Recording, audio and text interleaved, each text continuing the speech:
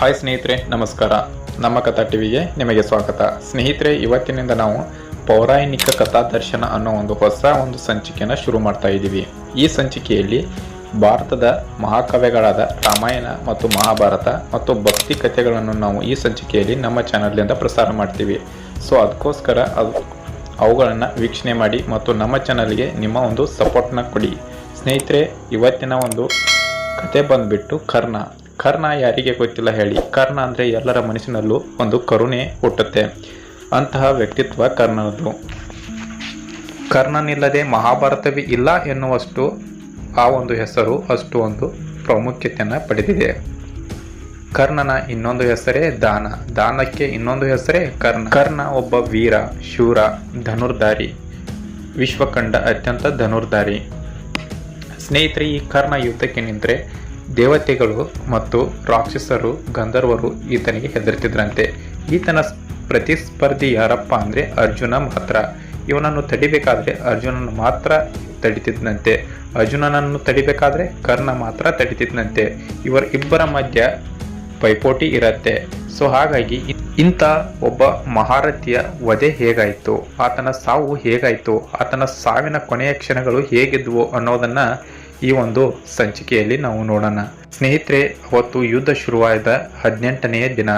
ಅವತ್ತು ಅಂಗರಾಜ ಕರ್ಣ ಅರ್ಜುನನ ವಧೆ ಮಾಡಬೇಕಂತ 18ನೆಯ ದಿನ ಭಗವಾನ್ ಪರಶುರಾಮರು ಕೊಟ್ಟಂತ ವಿಜಯಧನಸ್ಸನ್ನ ಕೈಗೆತ್ಕೊಂಡು ಯುದ್ಧ ಭೂಮಿಗೆ ಬಂದ್ಬಿಟ್ಟಿರ್ತಾನೆ.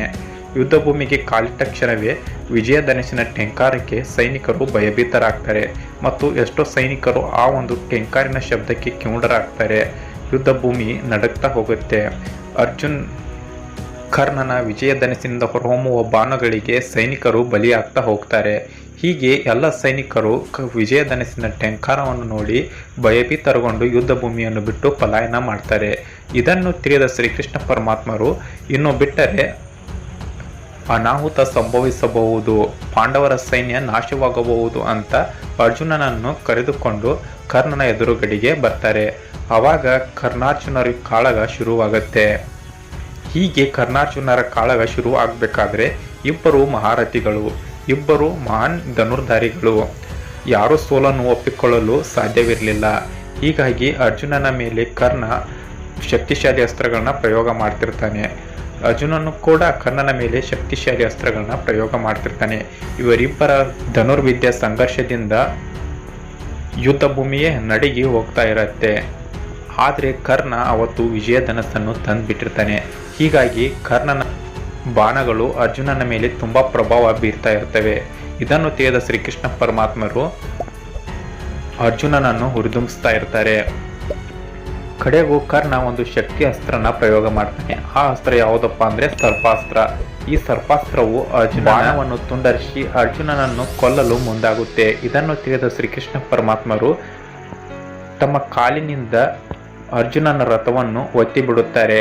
ಆವಾಗ ಅರ್ಜುನನ ರಥವು 1 ಅಡಿ ನೆಲದಲ್ಲಿ ಹೋಗುತ್ತೆ. ಆವಾಗ ಕರ್ಣನ ಸರ್ಪಾಸ್ತ್ರವು ಬಂದು ಅರ್ಜುನನ ಕಿರೀಟಕ್ಕೆ ತಾಗುತ್ತೆ. ಹೀಗೆ ಕೃಷ್ಣ ಪರಮಾತ್ಮರು ಅರ್ಜುನನ ರಕ್ಷಣೆ ಮಾಡಿಕೊಂಡು ಇಲ್ಲಿದ್ದರೆ ಅರ್ಜುನನ ಸಾವು ಖಚಿತ ಎಂದು ತಿಳಿದುಕೊಂಡು ಯುದ್ಧ ಭೂಮಿಯನ್ನು ಬಿಟ್ಟು ಪಲಾಯನ ಮಾಡ್ತಾರೆ.